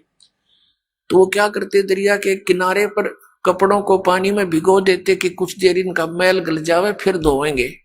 इसी प्रकार बर्तनों को, और बैठ के किनारे पर वृक्ष के नीचे सत्संग सुनी हुई बातों पर दोनों चर्चा करते थे। और फिर अपने बीते हुए समय पर, अपने पास टाइम पर भी बहुत विचार करते थे और कहते थे देखिए वो ऋषि क्या बकवाद किया करते थे। पहले तो कहते थे ये जंतर कर ले, ये मंत्र कर ले, और फिर लास्ट में कह देते थे ये तुम्हारे प्रारब्ध का भोग है, तुमने भोगना ही पड़ेगा। और यहाँ कहाँ गई वो हमारे प्रारब्ध। तो भाई भगवान आगे हैं, परमात्मा जैसे है अपने गुरु जी, बड़ी दया करी अपने पर। और देखो आज सत्संग में ऐसा बताया, कभी सुना नहीं हमने। अपने आत्मा जो व्यक्ति इतना दुखी था वो सुखी हो जा, और उसको जो ये दास ज्ञान दे रहा, यही ज्ञान परमात्मा पहले दिया करते। उन्हीं परमेश्वर कबीर जी का दिया हुआ ज्ञान दास तो एक है जे टेप रिकॉर्डर आपको सुना रहा, दिया हुआ ज्ञान उसी मालिक का है जो चौथे युग से देते हुए आ रहे थे। तो वो पहले अगर सुखी व्यक्ति इन बातों को सुनता है, उठ कर चल पड़े न कहे वैसे बक रहा है, आज तक कभी सुना नहीं। तो पहले परमात्मा वो सेलेक्ट करिए मालिक ने जो दुखी थे, और फिर दुखी व्यक्ति सुखी हो गया, वो कहाँ जाओ तो सारी सुनेगा और सारी सच्ची लगेंगी उसको, क्योंकि वो तो दुख से उभरा है। तो सच्ची तो ये है ही है, हमें उस अज्ञान के कारण ये नहीं अच्छी लग रही थी। तो ऐसे जब वो बातें कर रहे होते हैं तो एक आधा कपड़ा उस झालों में बह जाता था, उनको पता नहीं लगता। जब वो जाकर धोकर सुखा देते उनके कपड़े, तो वो फिर उठाते अपने अपने कपड़े। कोई कहता जी मेरा तो धोती नहीं मिली, कोई कहता मेरा कुर्ता गुम हो गया। वो कहते भाई हम तो जितने ले गए थे उतने ले आए हैं, हमें तो मालूम नहीं। इसी प्रकार बर्तनों में भी कोई एक आध बर्तन, किसी की गिलास, किसी की थाली प्रतिदिन गुम हो जाती थी। और फिर उन्होंने उनसे प्रार्थना की, भाई देखो मुश्किल से तो हम एक गिलास लाए थे, इतनी दूर से कैसे लाएंगे, भाई इससे अच्छा तो तुम ऐसा करो हमारी सेवा मत करो, हम खुद कर लेंगे, हमें तो बहुत अभाव हो गया इन वस्तुओं का, अब कहाँ से लाए जा करके। तो वो कहने लगे भाई आगे ध्यान रखेंगे, हम बहुत ध्यान रखेंगे। तो अन्य जो और सेवादार होते थे वो बताते थे कि ये भोले भाले व्यक्ति हैं, उन कपड़ों को बर्तनों को भिगोकर पानी में बैठ जाते, एक तरफ भगवान की चर्चा करते रहते हैं, इनको पता नहीं लगता वो पानी में बह जाते हैं। कहने का भाव ये शिकायत गुरु जी के पास पहुंच गई, मुनिंदर जी के पास। अब उनको चिंता होगी कि महाराज जी के पास बात गई और अब ये हमारी सेवा छीन लेंगे। अब सेवा छीननी गई तो भगवान रुष्ट हुए हमारे से, गुरु जी रुष्ट हो गए तो हम पर तापत्तियां फिर आ जाएंगी। वो इस भय से करबद्ध होकर के वहां गए, गुरु जी ने बुलाए। परमात्मा ने कहा बेटा ये बहुत परेशान हो गए हैं, आपकी नीयत अच्छी है सेवा करने की, लेकिन इनको प्रॉब्लम घनी हो जाती है, तुम सेवा रहने दो बेटा, कोई और सेवा कर लो। वो चरणों में गिर गए, बुरी तरह रोने लगे, हे परमात्मा हमारी सेवा ना छीनो, हे भगवान आगे हम बहुत ध्यान रखेंगे। तो वो भक्त कहते जी इनने कई बार कह ली ये बात, तो ये फिर जाते भूल जाते, इनके बस की बात नहीं। अब परमात्मा ने देखा कि इनकी श्रद्धा टूट है, इनका दिल टूट जाएगा, ये महा दुखी हो जाएंगे। तो परमात्मा कबीर मुनिंदर जी ने, परमेश्वर जी ने आशीर्वाद दे दिया, बेटा आज से तुम्हारे हाथों से कोई वस्तु जल में डूबे नहीं की, जहां रखोगे वही रहेगी, इधर टस समस्या नहीं होगी, तुम नहीं छेड़ोगे इतना। अब इस वर्क को पाकर वो बड़े खुशी हुए, जाकर देखा वो कपड़े भिगो दिए, जहां रखे थे वही रहे। थाली बेले काशी के होते थे वो रख दिए, काशी तो वैसे डूब जाती है, काशी भर के पानी तो बेला, और उस पर दरिया पर रख देते थे, जो का तो रहता था। फिर एक आध कहने लगा पत्थर तो उठा कर रख के देख लो, वो एक आधी कंकर पत्थर उठा कर रखे, वो जहां रख दिया उस जल के ऊपर एज इट इज सती रहने लगे। तो ये उन भक्तों की तो प्रॉब्लम हल होगी जिनके बर्तन और कपड़े गुम होया करते। तो इस प्रकार नल और नील को ये आशीर्वाद परमेश्वर मुनिंदर जी द्वारा दिया गया था। अब परमात्मा कहते हैं गोता मारूं स्वर्ग में जा बैठूं पाताले, कह कबीर ढूंढता फिरूं अपने हीरे मोती लाल। एक श्रीलंका के अंदर एक चंद्र विजय नाम का भाट रहता था। वो कुल टोटल 16 सदस्य थे उसके घर में, पुत्र वधू पुत्र पुत्रियां सब मिलकर 16 सदस्य थे। अपने आत्माओं, एक पिता एक माता अपने बच्चों के लिए कितनी दुखी होती है। एक भी कष्ट में कोई बालक हो जावे चिंता में नींद नहीं आती। और हम जिस पिता के संतान हैं, पूरी पृथ्वी पूरा विश्व पूरे ब्रह्मांड चींटी से लेकर हाथी तक, हम सभी उस कबीर भगवान के उस अमर पुरुष के बच्चे हैं। अब हम यहाँ कितने दुखी हैं। आप तो बालक हो, पता नहीं बालक का चाहे कितना चोट लगी रहो, वो उसको कष्ट नहीं मानता, रोता अवश्य है, और फिर भी गलती करने में पीछा नहीं देखता, क्योंकि उसको ज्ञान इतना ही है। तो वो परमात्मा कितना दयालु है। अपनी प्यारी आत्माओं को शरण में लेने के लिए उस चंद्र विजय भाट के घर से थोड़ी सी दूर पर रास्ते में, जिधर वो सुबह सुबह फ्रेश होने के लिए जाता था, वहां एक पेड़ के नीचे बैठ गए भगवान। एक साधु रूप बनाकर बैठ गए, ऋषि रूप में रहते ही थे। और पुण्यात्मा जो होती हैं भगवान को चाहने वाली, उनके लिए भगवान ने कहा कि साधु दर्शन राम का और मुख पर बसे सुहाग, दर्श उन्हीं को होत हैं जिनके पूर्ण भाग। कबीरा दर्शन संत के परमात्मा आवे याद, और लेखे में वाहे घड़ी बाकी का समय बाद व्यर्थ। अब संत ऋषि के दर्शन हुए, चंद्र विजय भाट ने प्रणाम किया। प्रणाम करके पहले तो चला गया, घूम फिर के आया। आते समय कहने लगा, भगवान दास की कुटिया यहीं पर है, दर्शन दो दाता। अब वो तो गए इसीलिए थे, करे करावे साइया मन में लहर उठा, दादू से दरजीव के आ बगल हो जा। परमात्मा बोले, भाई चलो आगे घर पे। वहां कुछ देर डिस्कस हुआ, उनकी आपस में चर्चा हुई। परमात्मा से ज्ञान सुना उसने, कि कहा जी भगवान को चर्चा सुनाओ। तो परमात्मा ने सारी कथा कहानी का सृष्टि रचना सुनाई, काफी ज्ञान दिया। तो वो बड़े प्रभावित हुआ, कहने लगा, भगवान दास की कुटिया यहीं पर है, वहां चलिए, और वहां पर आपके और भी बच्चे हैं, वह भी आपके ज्ञान का लाभ उठाएंगे। परमात्मा तो गए उसी उद्देश्य से थे। घर चले गए, आसन दिया, अलग से बिठाया मालिक को, सोच कपड़े बिछा के, और फिर सत्संग सुनाया। अब उस समय तो केवल एक व्यक्ति ने नाम लिया, चंद्र विजय ने। बाकी परिवार कहने लगा, नहीं हमें अच्छा नहीं लगता इनकी ये बातें, ये तो शंकर भगवान से भी ऊपर बताते हैं। क्योंकि श्रीलंका का राजा रावण जो है, भगवान शंकर से अतिरिक्त किसी की पूजा ना करता था, तो उसको देखा देखी पूरा श्रीलंका भी शिव का ही पुजारी हो गया था। तो इस बात को पहले स्वीकार नहीं हुआ। फिर वो चले गए भगवान वहां से।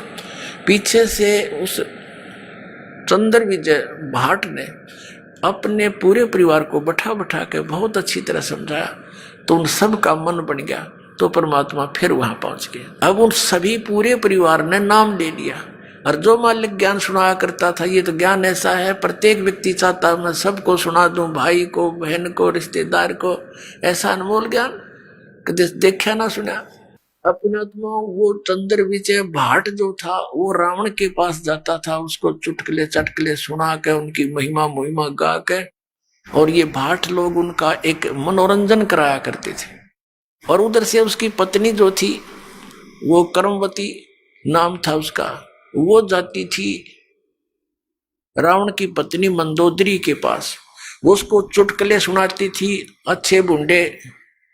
इस मन की आदत है, ये राम की कथा कम और काम की कथा ज्यादा सुनना चाहता है, सेक्स की। तो पहले तो बकवास सुनाया करती थी, पता नहीं के मंदोदरी भी हंसा करती, दांदरे काटा करती है, चुटकुले सुन सुन के।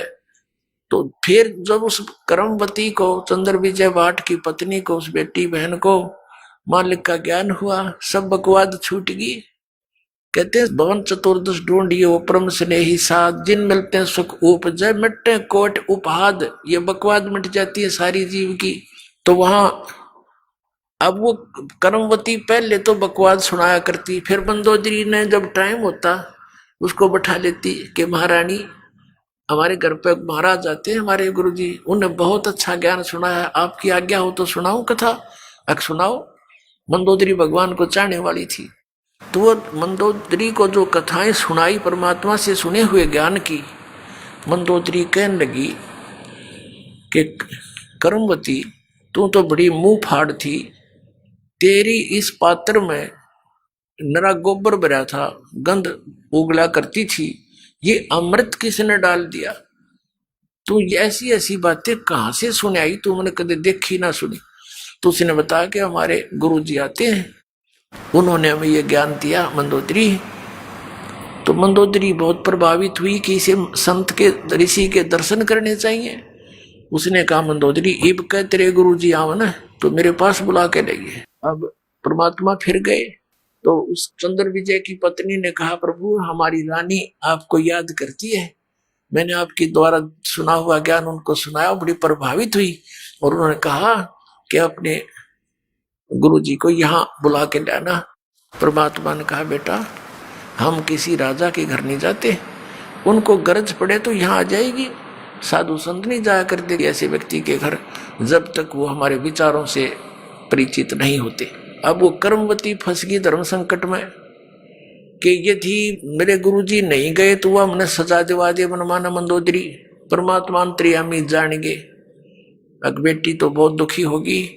उसने कहा बेटा ऐसे कहना उसको कि देखो ऋषि महर्षियों को संतों को बाई ऑर्डर नहीं बुलाया करते, अब बाई ऑर्डर बुलाने से वो आ भी गए रजा नहीं बख्शेंगे तो लाभ क्या होगा? तो साधु संतों के पास जाने से बहुत लाभ होता है, स्वयं जाना चाहिए। तो मंदोदरी को जाकर के उसने कहा रानी मैंने अर्ज करी थी गुरुदेव से, उन्होंने मना कर दिया आपके यहाँ आने से और कहा कि देखो साधु संतों को आदेश से नहीं बुलाना चाहिए, उनके चरणों में जाना चाहिए, लाभ उठाना है, और यदि बाई ऑर्डर बुला भी लिया तो लाभ नहीं देंगे। मंदोदरी कहने लगी बहन ठीक है मैं चलती हूँ, अब के तेरे गुरु जी आओ तो मुझे मिलाना। परमात्मा फिर गए, ये तो भटक रहे हैं एक आत्मा को अपनी शरण में लेने के लिए, सुखी करने के लिए, यहां भी सुखी करेंगे आपको और यहां से चलोगे जब देखना सतलोक में ले जाएंगे, वहां तो कहना है क्या कितना सुख देंगे।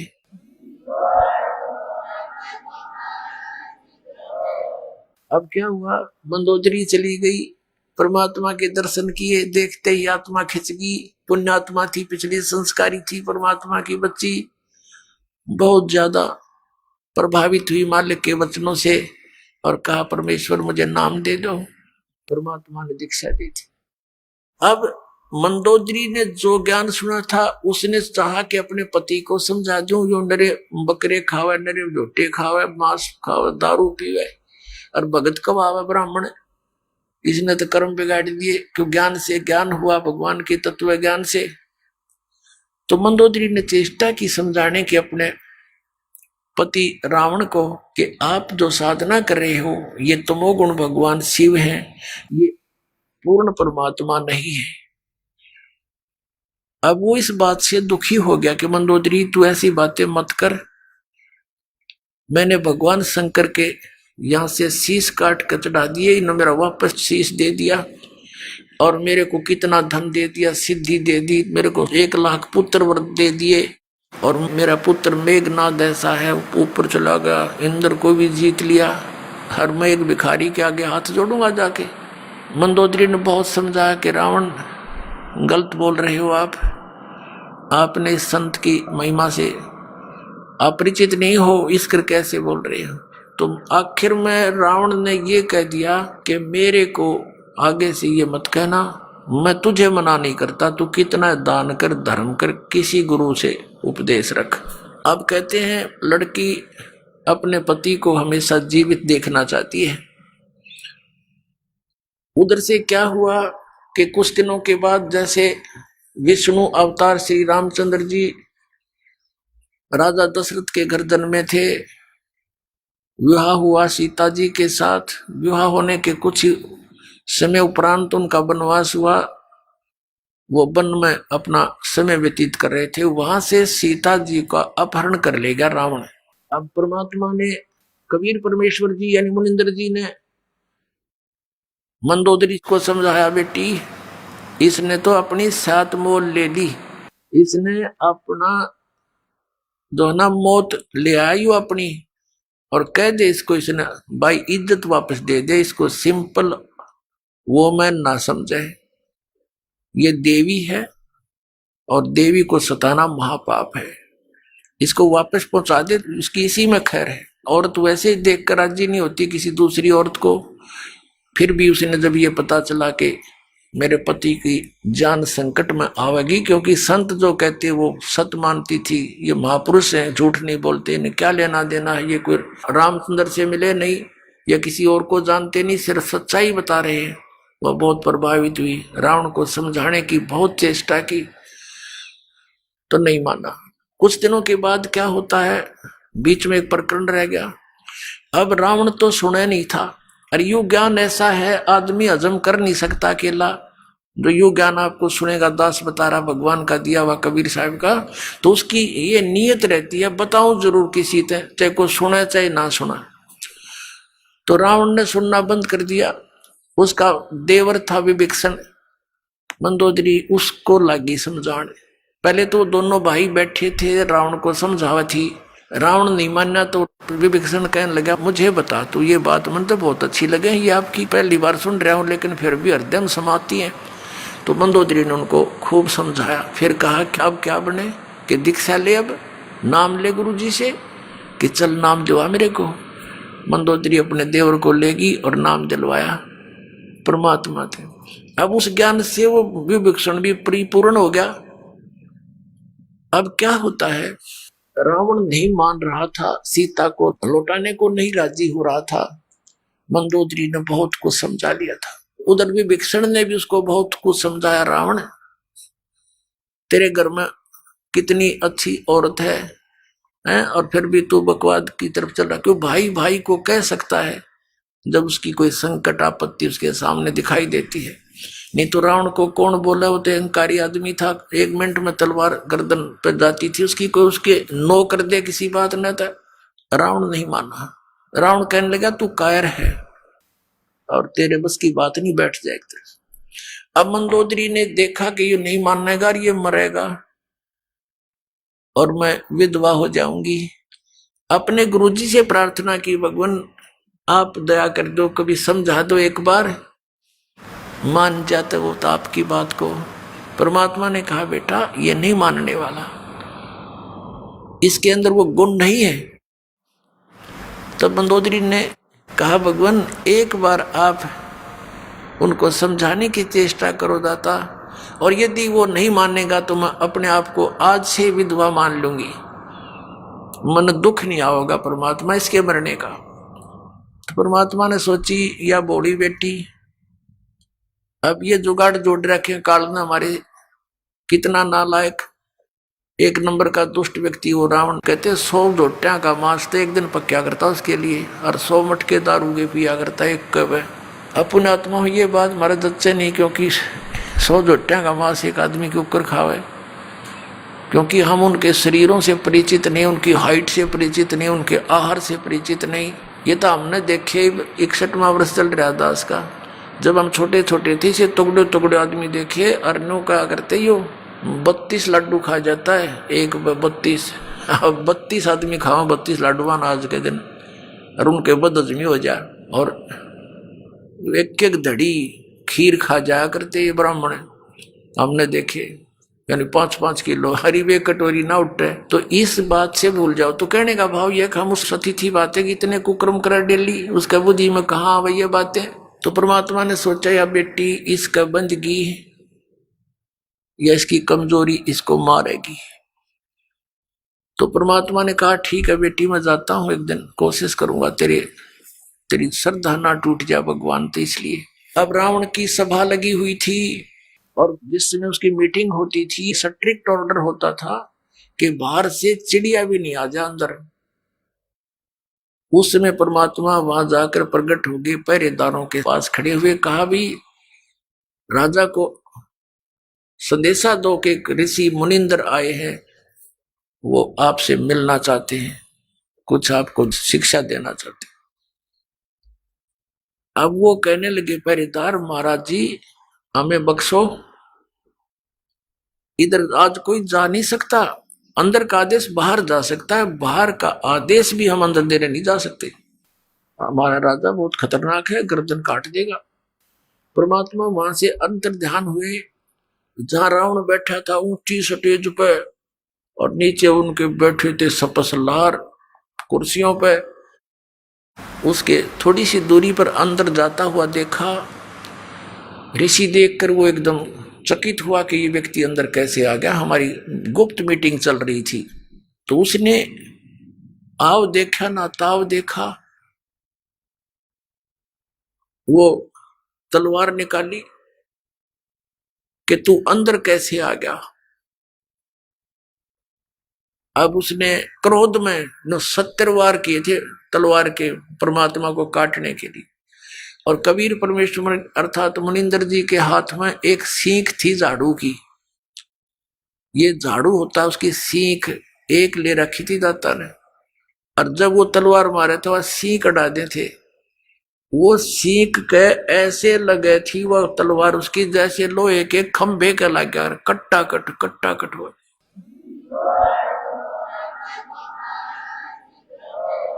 जब रावण के पसीने आ लिए, जब वो थक के खड़ा हो गया,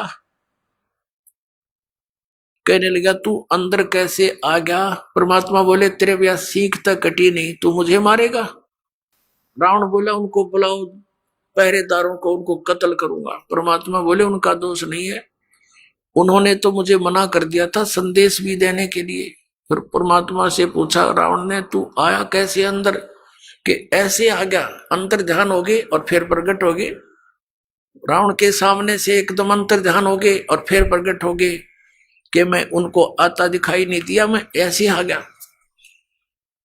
अब वो दुष्ट आत्मा फिर बिना समझाइयो कौन है तेरे सामने, कहने लगा देखो तू जा यहां से, तू आया किस लिए है, बता तेरी बात क्या है। तो परमात्मा ने कहा कि रावण तेरा जो है अंतिम समय आ लिया है, और मेरे आदेश का पालन करके जब तू इस लड़की को वापस दे देगा, सीता को, इस देवी को, तो तेरी जीवन को मैं बदल दूंगा, इन बुराइयां तेने छोड़नी पड़ेंगी। वो कहने लगा तेरे जैसे शिक्षक मेरे पास बहुत आ लिए, मैं शिक्षा बिना नहीं हूं, मैं खुद ब्राह्मण हूं, विद्वान पुरुष हूं, और तू एक भिखारी ऋषि, मुझे क्या शिक्षा देता, मैं तेरी बात न मानू कौन। अब रावण की तो वो स्थिति हो चुकी थी, कबीर ये माया अटपटी सब गट आण अड़ी, किस किस न समझाऊं या कुएं भांग पड़ी।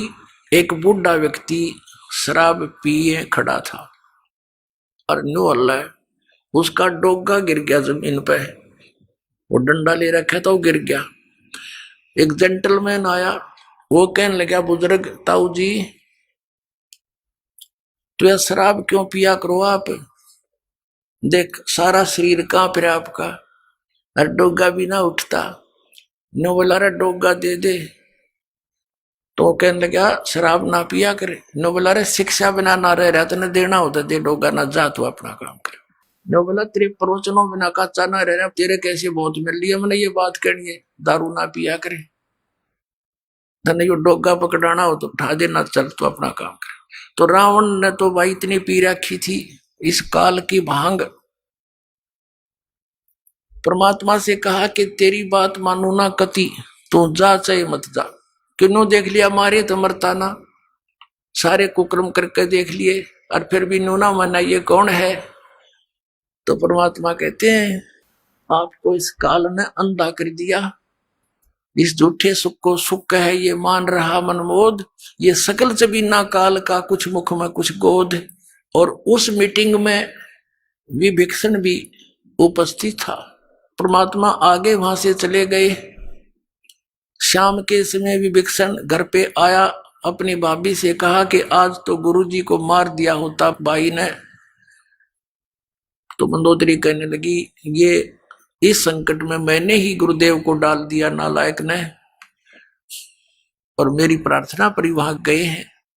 क्या हुआ कि ऐसे ऐसे एकदम कितने क्रोधित हो गए, स्टेज से कूद कर स्वयं तलवार मारने लगे। गुरुजी के हाथ में एक सींख थी, वह सींख भी ना कटी।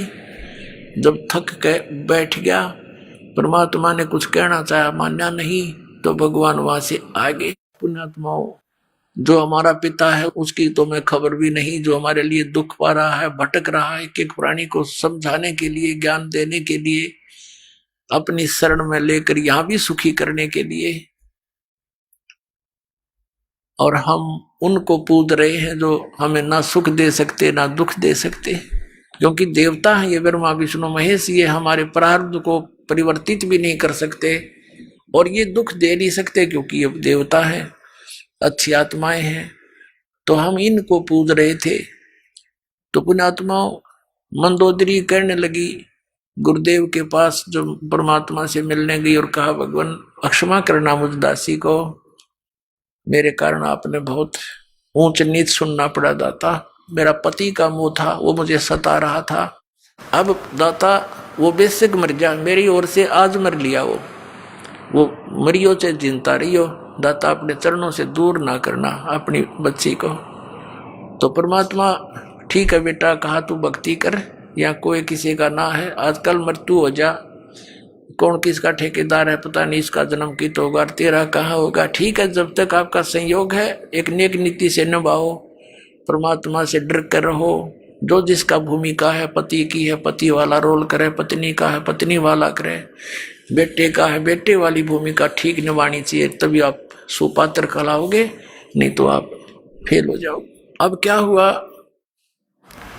उधर से रावण को संदेश मिले, लेकिन रावण नहीं माना। श्री रामचंद्र जी के संदेश वाहक दूत वहां गए, श्री अंगद जी, श्री हनुमान जी आदि आदि, लेकिन वो नहीं माना। कहने का भाव ये है कि युद्ध की तैयारी होगी। अब युद्ध करने के लिए समुद्र से सेना पार करनी समस्या आएगी। अब समुद्र के ऊपर का जावे कैसे,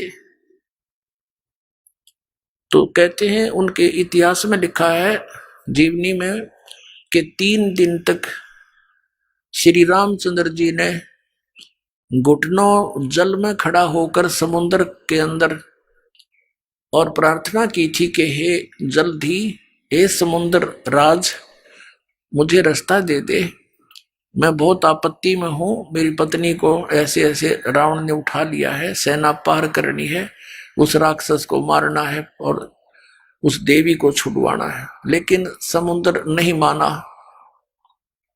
अंत में कहते श्री रामचंद्र जी ने लक्ष्मण से कहा कि मेरा अग्निबाण दे, लातों के भूत बातों से नहीं मानते। लक्ष्मण ने अग्निबाण दे दिया उठा के। रामचंद्र जी ने जो ही वो बाण साधा समुद्र को फूकने के लिए, उसमें लपटें निकलने लगी। उसी समय एक ब्राह्मण रूप बना के समुद्र प्रकट हो गया और कहा, भगवान यदि आप मुझे जला भी दोगे, आप फिर भी नहीं जा सकते, खंडर हो जाएगा, इसमें जाओगे क्यों करे, ये तो कुआं हो जाएगा जेरा, ना जाने कितने जीव मरेंगे, आप पाप के भागी हो जाओगे। ऐसा काम करो भगवान, मेरी मर्यादा भी बनी रहे और आपका काम भी हो जा, सर्प भी मर जा, लाठी भी ना टूटे। तो श्री रामचंद्र जी ने कहा, वो बता क्या उपाय है फिर, कि आपकी सेना में नल और नील नाम के 2 सैनिक आपके भक्त हैं, क्योंकि उस समय आसपास के सारे ही भगत सारे इकट्ठे हो गए थे रामचंद्र जी के गेला में। इस आपत्ति आ गई और एक निकम्मा आदमी उसकी पत्नी ठा ले गया। उधर से शिवलोक से भी काफी गण आए थे, भगवान शिव ने भेजे थे, तो वह बहुत इकट्ठे हो गए थे। तो नल और नील को बुलाया गया। नल और नील से श्री रामचंद्र जी ने कहा कि भाई एक पर आपकी परीक्षा दो तुम। समुद्र ने यह बताया कि इनके गुरुजी के द्वारा दिया हुआ आशीर्वाद है इनका, और उनके आशीर्वाद से मेरे ऊपर ये कोई भी वस्तु रखते हैं वो डूबती नहीं, वहां से टस से मस नहीं होगी, वही रहेगी, तो मेरे ऊपर वजन नहीं बनेगा इसका। अब भगवान श्री रामचंद्र जी ने कहा, भी एक बार ट्राई दिखाओ तुम। अब देखो हम ऐसे मार खाते हैं, पहले तो नल और नील 100 शुक्र मनाया करते अपने मुनिंद्र भगवान के, और उस दिन वो आंडी पाक गए। अभिमान हो गया उनको कि यदि आज हम गुरु जी को याद करेंगे, जंतर मंत्र प्रणाम करते हैं जैसे याद करने के लिए, तो ये नो सोचेंगे उपस्थित जन ये कहीं और से शक्ति प्राप्त करते हैं, इनके अंदर कोई पावर नहीं। अब उन्होंने दोनों ने फटाफट उठाया एक एक पत्थर और रख दिया समुद्र पर, डूब गया। उनको भी अचंबा हुआ, उन्हें फिर दूसरा उठाया वो भी डूब गया, तीसरा रखा वो भी डूब गया। अब ये एक दूसरे के मुंह की तरफ देख रहे हैं और श्री रामचंद्र जी कहने लगे समुद्र से, वो जो ब्राह्मण रूप में उपस्थित था, मानो ये कहना चाह रहे हैं कि तू झूठ बोल रहा था। तो उस ब्राह्मण रूप में उपस्थित समुद्र ने कहा कि भगवान आज इनने कोई गलती कर दी, क्यों भाई तुमने अपने गुरु जी को याद नहीं किया, आज दिखा है ये अभिमान में आ गए, इसलिए इनके हाथ से वो पावर चली गई दिखा है। वो तो अपना एस्टीमेट बतावा था और वह सचमुच ऐसा ही हो गया था। अब उन दोनों ने फिर अक्षमा याचना की, गुरु जी को याद किया, हे दाता दया करो, हमसे गलती होगी, माफ करो, हम तो पापी आत्मा है। वो डर गए न्यू अकदे फिर वो आपत्ति फिर ना आ जा तुम्हारे पे, और तुमने कर दी गलती आज ज्यादा, अब मान बढ़ाई की भूख में। तो पुण्यात्माओं परमात्मा हमें आगाह करते हैं कि यदि तुम ऐसे मर्यादा तोड़ दोगे भक्ति आपकी नष्ट हो जाएगी। जैसे माता गर्भ को रखे यतन बनाए और ठेस लगे तो छन होए, ऐसे भक्ति जावे। जैसे किसी बहन को माता को बहुत वर्षों के बाद कोई गर्भ रहा हो, फिर वो कितनी चिंतित होती है उस बालक को परिपूर्ण करने के लिए, कहीं ऊंचे नीचे में पैर न रखा जा, चलते समय भी बहुत सावधानी बरतती है, और रात के समय करवट बदलते समय भी वो बहुत चिंतित रहती है, कहीं मेरे बालक पर जोर ना आ गया, एकदम उदड़क के पड़ती है और देखती है दर्द पीड़ा तो नहीं होगी मुझे। तो कहते हैं जैसे माता गर्भ को रखे यतन बना और ठेस लगे तो क्षीण होए, तेरी ऐसे भक्ति नसावे। तो उनकी भक्ति नसगी खत्म हो, रोए पीटे याद किया भगवान को, वो तो मालिक ने करना ही था, क्योंकि श्री रामचंद्र विष्णु अवतार और श्री कृष्ण भी विष्णु अवतार, और विष्णु कौन, ये भी भगवान का बच्चा। आप जैसी आत्मा पुण्यकर्मी प्राणी पोस्ट ये मिल गई इसको। जैसे आप किसी का भाई मंत्री बन जाता है तो भाई ही उसका, वैसे को कितनी पोस्ट पे बैठा है, तो ऐसे ही उस परमात्मा के ही बच्चे हैं। तो उनके दुख का निवारण भी वही परमात्मा कर सकता है और कोई नहीं कर सकता। जैसे आपने श्रीमद् भगवत गीता अध्याय नंबर 15 के श्लोक नंबर 1 से लेकर 4 और 16-17 में जो सुना कि ऊपर को जड़ वो तो संसार रूपी वृक्ष की जड़ है, ऊपर को जड़ है वो तो मूल मालिक है, पूर्ण परमात्मा है, और नीचे को तीनों गुण रूपी शाखा ये ब्रह्मा विष्णु महेश रूपी शाखाएं हैं, और वो परमात्मा जो मूल है जो जड़ है वो तीनों लोकों में प्रवेश करके सबका धारण पोषण करता है। 15वें अध्याय के 17वें श्लोक में कहा है कि उत्तम पुरुष तु अन्य परमात्मा इति उदारते यह लोक तरम आविश्य विवर्ती अवैश्वर है। वो मूल मालिक जो है, जो सारे संसार रूपी वृक्ष की जड़ है, मूल है, वहां से सबको आहार मिलता है। तो वो सबका धारण पोषण, यानी जिसकी जिस स्थिति की कोई संकट है और वो परमात्मा ही उसका निवारण करता है। अपन आत्माओं ये बहुत लंबा इतिहास है, कई दिनों में आपका समझ में आओगा। सबसे पहले जो परमात्मा आए थे और इस काल से वहां ऊपर मिले थे, इनका उसने विवाद बहुत किया था, फिर समर्थ के सामने वो नतमस्तक हो गया था। इसने कुछ वरदान मांगा था। एक तो ये मांगा था कि आप अपना ज्ञान देकर अपने शरण में लेना, जबरदस्ती ना करना, बलात् मत लेना मेरे से जीवों को। दूसरा ये कहा था कि 3 युगों में जीव कम ले जाना, चौथा युग जब कलयुग आवे तब तो शरण जीव बहु जावे। ऐसा वचन हर मोह दीजै, तब संसार गमन तुम कीजिए। और तीसरा कि ऐसे मेरा पुत्र विष्णु श्री राम रूप में त्रेता युग में जाएगा, उसके साथ उसके प्रारब्ध में ऐसे संकट हैं और इस काल को पता है, उसको मैं टाल नहीं सकता। आप वो समुद्र पर पुल नहीं बनेगा, वो पुल बनवाना। परमात्मा ने कहा ठीक है, और बता भिखारी। फिर कहा कि ऐसे ऐसे श्री कृष्ण रूप में मेरा पुत्र जाएगा और वो एक जगन्नाथ नाम से एक पुरी के अंदर एक मंदिर बनवाना चाहेगा और समुद्र उसने बन नहीं देगा, आप वहां उसकी रक्षा करना। परमात्मा ने कहा था ठीक है, और बोल। तो इस परमात्मा कबीर परमात्मा से इस काल ने ये वरदान मांगा था, प्रार्थना की थी कि आप मेरे उस बच्चे की, ये काल के पुत्र हैं विष्णु, इस संकट से रक्षा करना। तब परमात्मा उस वचन अनुसार वहां पहुंचे। वैसे तो उन्होंने व्यवस्था कर ही दी थी, नल नील भेज दिए थे कि आप पर काम चल जाएगा इनका, जो ये नियमित रहेंगे तो ये पत्थर रख देंगे, ये पार हो जाएंगे, लेकिन वो भी फेल हो गए। अब क्या हुआ, परमात्मा वहां पहुंचे, नल और नील ने कहा कि वो आगे गुरुदेव, वो आगे गुरुजी। अब सबकी दृष्टि गई, एक ऋषि आते दिखाई दिए।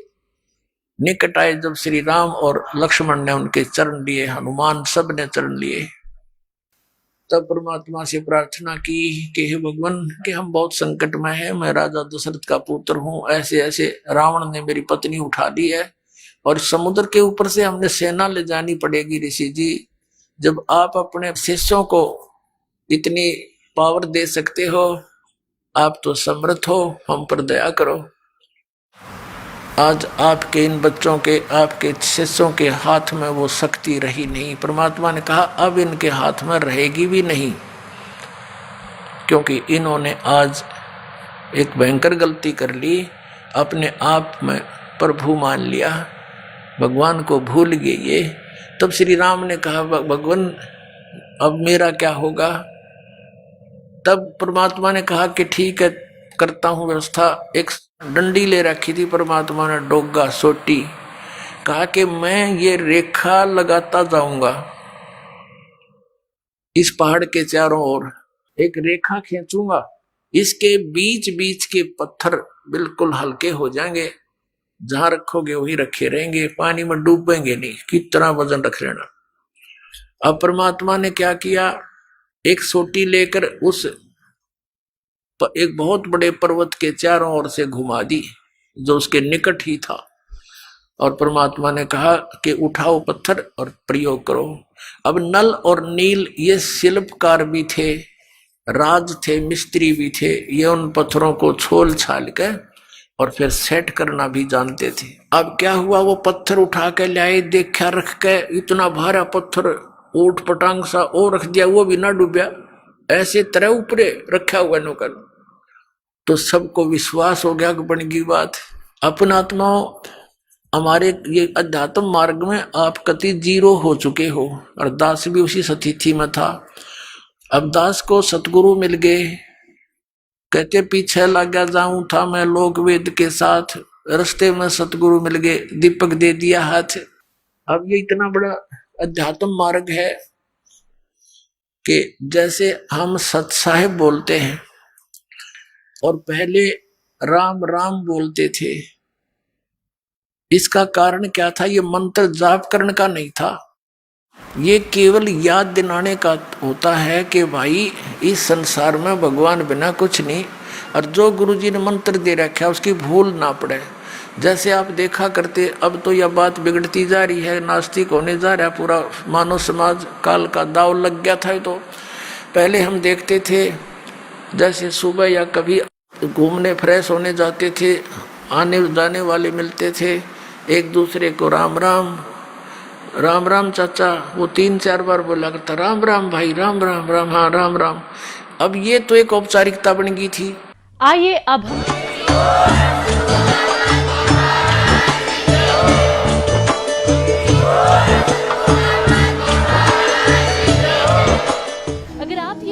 YouTube पर देख रहे हैं तो हमारे चैनल को सब्सक्राइब करें और बेल आइकन को दबाना ना भूलें। अगर आप Facebook पर ये वीडियो देख रहे हैं तो हमारे पेज को लाइक करें।